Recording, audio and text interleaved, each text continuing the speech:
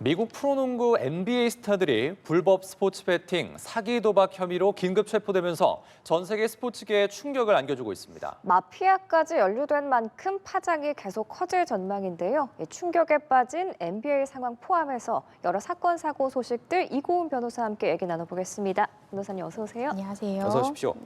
자, 미국 프로농구에 터진 정말 대형 사건입니다. 역대급 도박 스캔들인데요. NBA 출신의 전직 선수들 물론이고요. 현역 선수들까지 같이 연루가 되어 있다고 합니다. 긴급 체포가 된 상황이라고요? 네, 그렇습니다. NBA의 전현직 선수들뿐만 아니라 감독, 심지어 마피아 조직까지 약 30여 명 이상이 현재 긴급 체포가 된 그런 상황입니다. 이들이 지금 받고 있는 혐의가 크게 두 가지로 정리해 볼 수 있을 것 같은데요. 첫 번째는 스포츠 베팅 관련 혐의를 받고 있고 또 다른 하나는 불법 포커 게임 운영 관련된 그런 혐의를 받고 있습니다. 지금 의회에서도 이렇게 이 도박 사건과 스포츠계가 얽혔다라는 점에서 큰 비난과 지적들이 나오고 있는 그런 상황입니다. 그렇군요. 자, NBA 선수와 팀 내 정보를 이용해서 스포츠 베팅을 해서 부당 이득을 취했다라는 혐의인데 이 문제가 된 스포츠 베팅이 특정한 선수가 앞으로 어떤 경기에 결장을 할지 또 부상이나 질병을 이유로 경기를 떠날지 이런 부분을 놓고서 선수 성적에 좀 베팅한다 이런 걸로 알려졌는데 사실 이런 정보들이 경기 결과를 좌우할 수도 있는 거고 경기 전에 빼돌린다면 스포츠 공정성에 굉장한 중대한 이 위반이 되는 혐의라고 보이는데요. 네, 그렇습니다. 따라서 이러한 이 팀 내부에 있는 정보는 사실상 이 팀 선수나 감독밖에 알 수가 없는 것인데 네. 이러한 도박 사건에 연루가 돼서 의도적으로 그런 것들을 조정을 한다라고 하면 이것은 이 스포츠의 공정성 등에 큰 위해를 가할 수 있는 그런 사건이라는 생각이 드는데요. 이번 사건을 들여다보면 실제로 이 테리 로지어라는 선수를 네. 보면 이 스포츠 베팅 조작 혐의로 체포가 됐습니다. 이 범죄 혐의 내용을 좀 살펴보면요. AP통신이 밝힌 바로는 이 로지어가 2023년 3월 23일 경기를 뛰었는데 1쿼터에서 단 9분 정도만 뛰고 결국 여러 가지의 사유를 들고 교체가 됐고요. 이후에 8게임 연속을 해서 출전하지 않았던 겁니다. 예. 그래서 현재 수사기관에서는 이것이 어떤 의도를 가지고 이렇게 출전하지 않은 것이 아니냐라고 강하게 의심을 하고 있는 그런 상황이고요. 뿐만 아니라 올해 49세인 이 존스턴 코치 같은 경우에도 실질적으로 2022년부터 24년에 진행됐던 이 스포츠 베팅 관련한 이 범죄에 이 조작을 했다, 가담을 했다라는 혐의를 받고 있어서요. 전현직 선수뿐만 아니라 감독까지도 이 베팅 관련한 범죄에 연루가 된 것이 드러나고 있는 그런 상황입니다. 예, 범죄 방식을 좀 더 살펴보면 정말 영화에서나 나올 법한 수법이 동원됐습니다. NBA 선수와 포커 게임을 할 수 있다고 피해자들을 유인한 후에 카드를 섞는 기계를 개조하고 또 특수 엑스레이를 이용해서 상대의 패를 읽는 등의 방식까지 동원이 됐다고요? 네, 그렇습니다. 정말로 얼마나 장기간 동안 치밀하게 계획된 범죄인가를 알 수 있는 대목인데요. 예. 말씀 주신 대로 지금 이러한 범죄 혐의 연루된 사람들이 2019년부터 이 라스베거스나 마이애미, 미국 맨하탄 등등의 이 미국에 있는 주요 대도시를 거점으로 해서 미국에 있는 이 NBA 유명 인사들과 포커 게임을 할 수 있다라는 이 페이스 카드로 일명 물고기라고 불리는 이 피해자들을 유인해서 이러한 게임에 참여시켰던 겁니다. 그런데 말씀 주신 대로 셔플링이라고 해서 이 카드를 섞는 기계 자체를 네. 조작해버리고요. 특수 안경이나 컨택트 렌즈를 통해서 상대방의 패를 읽을 수 있는 이런 기계까지 동원을 해서 굉장히 조직적이고 치밀한 범행을 펼쳐왔다라는 것까지 밝혀진 그런 상황입니다. 그렇군요.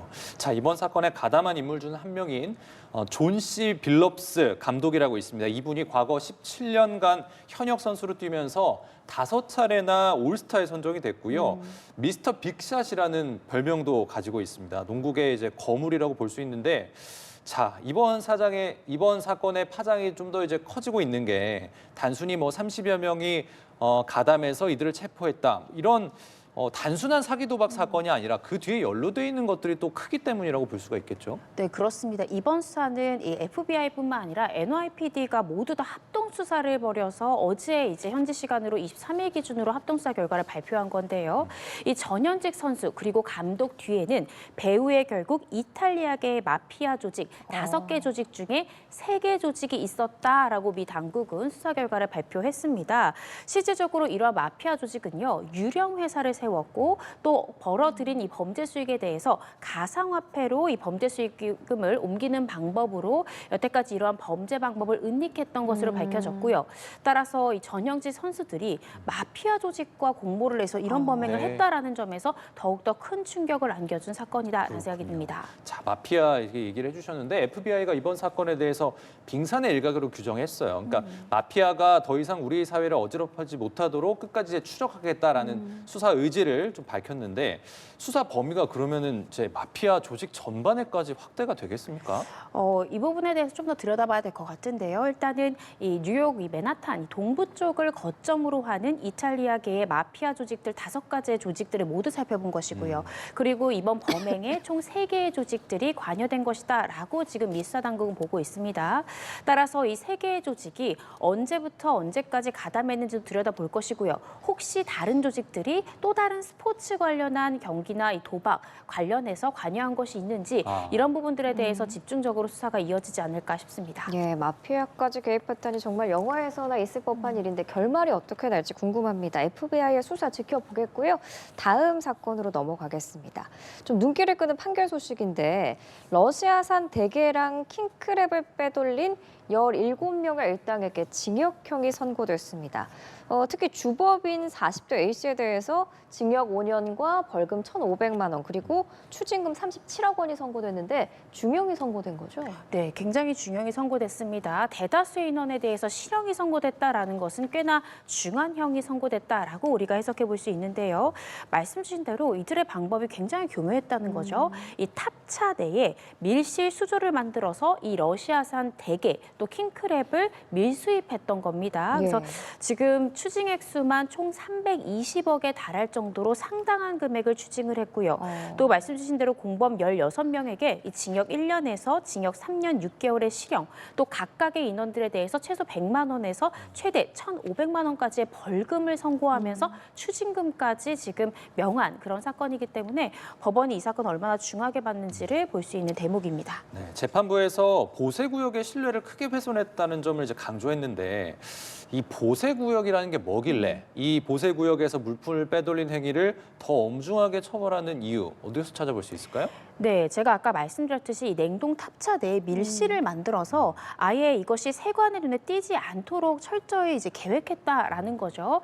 이런 부분들 때문에 범행 수법이 굉장히 치밀했다라는 점이 죄질이 불량했다라고 본 큰 사유 중에 하나라고 보여지고요. 이 냉동 탑차 내부에 밀실 구조를 설치해서 보세 창고로 이들이 운반을 했던 겁니다. 그리고 운반 중이던 이 수산물을 빼돌린 뒤에 한적한 곳으로 옮겨서 이 판매하는 방식으로 범행을 했던 것으로 보여지고요. 이 많은 감시들이 소홀해진 틈을 타서 이러한 범행을 했다라는 것, 그리고 이 해당되는 차를 결국 한적한 곳까지 옮겨서 범행을 했다라는 점이 범행 수법이 치밀했다, 이런 점이 상당히 중형이 선고된 한 가지의 원인이 아닌가 싶습니다. 예, 앞서 말씀 주신 것처럼 법원이 320억 원의 추징금을 명령했는데 벌금이랑 추징금은 어떻게 성격이 다른 거예요? 네, 벌금 같은 경우에 징역형처럼 잘못을 했을 경우에 처벌되는 형사처벌이라고 생각하시면 되는 것이고요. 추징은 이러한 범죄로 인해서 불법하게 취득한 이 수익 부분에 대해서 다시 한 번 더 추징을 하는 겁니다. 원래는 이 추징이 아니라 그 금액 그대로 받아와야 되지만 이것을 이미 소비했거나 다른 형태로 변형된 경우에는 그 가액만큼을 추징할 수 있고요. 또 추징하기 전에 혹시 이 사람들이 자신의 명의로 된 재산을 빼돌릴 수도 있잖아요. 따라서 추징 보전 청구라는 것을 통해서 이 사람 명의로 된 뭐 자동차라든지 집이라든지 각종 이 부동산들이나 재산들, 또 계좌에 남아있는 금액들을 일종의 가압류처럼 보전을 시킬 수가 있습니다. 그래서 실질적으로 320억 원에 대해서 추징하라라는 이 선고가 나온 만큼 보전을 시켜놨다면 보전된 이 재산을 이 토대로 해서 그 추징 금액을 국가에서 추징할 수 있는 그런 구조다라고 생각하시면 될 것 같습니다. 근데 이 320억 원이 상당한 액수잖아요. 네. 이게 제대로 다 환수가 될 수 있을까요? 일단은 이 사람 명의로 된, 그러니까 이 지금 16명 정도가 인원으로 보여지는데 이들이 지금 현재 가지고 있는 재산이 있는지를 봐야 될 것 같습니다. 실질적으로 이 부정하게 취득한 이익금으로 어떤 계좌랄지 뭐 주식이라든지 자신의 집 이런 것들이 있다라고 하면 이 추징이 선고된 금액만큼은 충분히 추징이 될 수 있어서요. 이 부분은 실질적으로 이 가해자들이 어느 정도의 재산을 확보하고 있는가, 이 부분이 관건이다라는 생각이 듭니다. 그렇군요. 자, 추징금 환수가 제대로 좀 이루어졌으면 좋겠습니다. 자, 다음은 멧돼지 출몰 소식을 짚어볼게요. 경북 포항 주택가에 멧돼지 한 마리가 나타나서 주민들이 대피하는 소동이 벌어졌다고 합니다. 제가 군복무할 때 멧돼지 마주친 적이 있는데요. 네. 크기가 정말 컸습니다. 소형차 크기였는데 무서워서 발이 떨어지질 않더라고요. 정말 무서웠는데 주민들 쪽으로 이 멧돼지가 달려들면서 인명피해가 좀 발생할 뻔했다고요. 네, 그렇습니다. 그렇지만 다행히도 인명피해까지는 발생하지 않았는데요. 말씀 주신 대로 어제죠, 23일 오후 2시경에 포항시 남구 이 지곡동의 한 아파트 단지에서 멧돼지 한 마리가 출몰한 겁니다. 지금 와. 보시는 것처럼 네. 아파트 단지에서 저렇게 큰 멧돼지가 저기 주차장을 걸어오고 있다고 생각하면 정말 저도 두려운 마음이 들 것 예. 같은데 이를 보고 한 주민을 향해서 이 멧돼지가 달려들기도 했고요. 이 주민이 소리를 지르니까 이 멧돼지가 놀라서 달아났다라는 겁니다. 그래서 신고를 받고 소방당국이 출동을 했지만 이 주변을 수색했음에도 불구하고 끝내 멧돼지는 발견하지 못한 그런 상황입니다. 예, 지금 이렇게 화면을 멧돼지 보여드리고 있는데 만약에 눈앞에 있다고 생각하면은 어떻게 해야 될지 생각도 안 나고 아찔할 것 같아요. 근데 문제는 아직 안 잡혔나 봐요. 주민들 불안할 것 같아요. 네, 그렇습니다. 결국 이 주변을 수색했지만 소방당국은 잡지를 못했고요. 네. 주민들은 두려워서 아이를 데리고 바깥에 나가기도 음. 두렵다라는 이야기를 하고 있습니다. 그래서 지금 이 부분에 대해서는 다시는 이런 부분이 발생하지 않도록 지자체 등에서 예방 조치가 필요한 상황인데요. 그런데 이 멧돼지를 마주쳤을 때 아까 앵커님이 발이 떨어지지 않았다라고 했는데 그것이 가장 현명한 대처 방안입니다. 멧돼지를 봤는데 등을 돌리고 갑자기 빠르게 도망갈 경우에 멧돼지는 시력이 좋지 않기 때문에 공격하는 것으로 오인을 해서 오히려 공격을 당할 수도 있거든요. 그래서 이때는 등을 보이고 달아나는 것이 아니라 침착하게 움직이지 않는 채로 천천히 이동하는 것이 좋아서요. 멧돼지가 나타났지만 최대한 이성적으로 행동할 필요가 있다라는 생각이 듭니다. 예. 자, 다행히 이번에는 인명피해로 이어지진 않았습니다만 만약에 야생 멧돼지로 인해서 내가 다치거나 혹은 내가 가지고 있는 재산에 대한 재산 피해가 발생한다면 이거를 법적으로 좀 보상을 받을 수 있는 방법도 있습니까? 네, 이 야생동물 관련한 법상 보상을 신청할 수 있는데요. 네, 실질적으로 내가 어떤 피해를 당했는지에 대해서 소명 자료를 충분히 준비를 하셔야 되고요. 이 지자체에 피해 발생 경위서를 첨부해서 이 피해 보상 부분을 신청하실 수 있으니까요. 이런 부분이 발생했다고 하면 빨리 119에 신고한다든지 이 지자체에 알려야만 이후에 이런 보상 신청 과정이 조금 더 용이하지 않을까 싶습니다. 예. 근데 최근에 멧돼지 출몰한 사례가 이번만 있었던 게 아니고 지난 9일에 경남 함안의 한 마을에 나타났고 또 10일에는 부산의 한 공원에 멧돼지 3마리가 모습을 드러냈는데 가을철에 좀 자주 모습을 드러내는 것 같아요. 또 드러낼 일이 많을 텐데 그럴 때는 주민분들께서 당황하지 않고 말씀 주신 것처럼 움직이지 말아라. 이걸 좀 명심해야겠네요. 네, 그렇습니다. 특히 왜 요즘 이렇게 자꾸 출몰하냐를 보면 아무래도 농작물이 본격 수확기를 맞아서 이 멧돼지들이 자꾸 이제 사람들이 사는 동네로 내려오고 있다라고 생각하시면 됩니다. 네. 그래서 지자체에서도 이 멧돼지 기동 포획단의 인원을 지금 한동안 조금 확대해서 운영하겠다라는 등의 여러 가지 예방 대책을 내놓고 있는데요. 지금 실질적으로 이렇게 부산뿐만 아니라 다양한 지역, 양평에서도 지금 출몰 사건들이 발생하고 있는 만큼 모든 지자체에서 이 멧돼지가 나타난 지역만큼은 이런 포획단의 규모를 임시적으로만 좀 더 확대할 필요가 있지 않을까 싶습니다. 예, 빨리 이 야생 멧돼지가 잡혀가지고 좀 주민들이 불안하지 않은 상황이 됐으면 좋겠습니다. 자, 다음 소식으로 넘어가 볼게요. 이번엔 아동학대 혐의로 긴급 체포된 30대 여성의 소식입니다.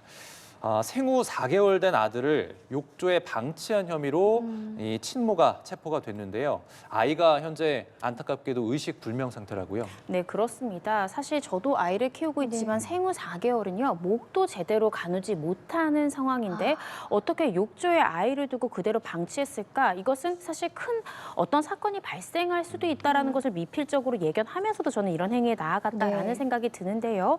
전남 여수경찰서에서는 이 생후 4개월의 아이를 지금 학대한 혐의로 30대 여성 A씨를 긴급 체포를 했습니다. 근데 아이가 안타깝게도 이제 욕조에 오랜 시간 방치했었던 모양입니다. 그래서 현재 의식 불명 상태인 그런 상황으로 알려지고 있습니다. 참으로 좀 일어나지 않았어야 할 일인데 만약에 친모가 욕조에 방치한 게 고의가 아니었다, 몰랐다라고 주장을 한다면 법적으로 처벌수에 영향을 미칠 수 있을까요? 근데 이 친모 A씨의 주장이 이겁니다. 왜 욕조에 방치했냐라고 물으니까 TV를 보느라고 예. 아이를 욕조에 방치했다라는 것인데 저희가 일반 상식을 가진 사람이라고 하면 생후 4개월짜리 아이를 욕조에 그냥 두고 부모가 잠깐 뭐 예를 들어 어떤 목욕용품을 예. 가져오기 위해 잠깐 자리를 비운 것도 아니라 TV를 보면서 상당 시간 자리를 비웠다는 것은 아이가 대처 능력이 없는데 욕조에 빠질 수 있다는 것을 충분히 미필적으로 예견할 수 있다라고 수사기관뿐만 아니라 법원도 충분히 판단할 수 있을 것 같고요. 예. 또 이 의식불명에 빠진 아이가 병원으로 이송이 됐는데 의사가 아이의 상태를 보니까 곳곳이 멍이 들어 있었다는 아. 거죠. 그래서 이 병원에서는 경찰에 아동학대 의심 신고를 했던 겁니다. 따라서 내가 의도적으로 욕조에 방치한 것이 아니다라고 이 친모가 이야기한다 한들 아이 몸에 남아있는 여러 가지 상흔의 흔적 또 아동학대 사건들은 보통 아이의 이제 갈비뼈나 어깨뼈 등이 탈골됐다거나 탈골이 됐다가 다시 붙었던 흔적이라든지 아니면 금이 갔다가 다시 붙었던 흔적들이 엑스레이를 통해서 발견되는 경우가 상당히 많습니다. 그래서 추후에 수사를 통해서 아이에 대해서 지속적인 학대가 있었는지 이런 부분들이 충분히 규명되리라는 생각이 듭니다. 그 부분도 여쭤보려고 했었어요. 이 신고 과정을 보니까 병원 의료진 측이 경찰에 신고를 했거든요. 네. 의학 드라마 같은 거 보면은 의사들이 아이들 상태를 확인하면서 부모를 신고하는 경우도 왕왕 저는 볼 수 있었는데 아이의 몸에서 아까 말씀하신 것처럼 학대 정황을 의료진이 발견을 하고 신고를 했다고 합니다. 그렇다면 이제 뭐 갈비뼈도 아까 얘기해 주셨는데 다른 학대 가능성이 많은 거잖아요. 이 네. 부분을 어떻게 다 조사를 할까요?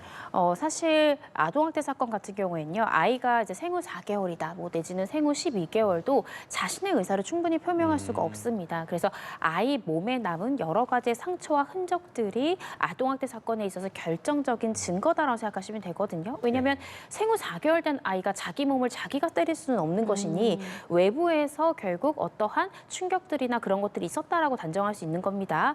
그런데 문제는 아이 아빠에 대한 조사가 필요할 것으로 보여지는데요. 지금 만약에 엄마가 이런 학대를 했다라고 하면 과연 이 아버지는 그 사실을 알면서도 방조한 것인지 어떠한 적극적인 행위를 했는지 이런 부분들에 대한 수사가 필요한 상황이다라는 생각이 들고요. 지속적인 학대가 있었을 가능성이 상당히 높다. 그랬기 때문에 아이를 욕조에 네. 방치하고 여러 가지 행위를 봤던 것 같습니다. 알겠습니다. 오늘 사건 현장 이고은 변호사와 함께했습니다. 고맙습니다.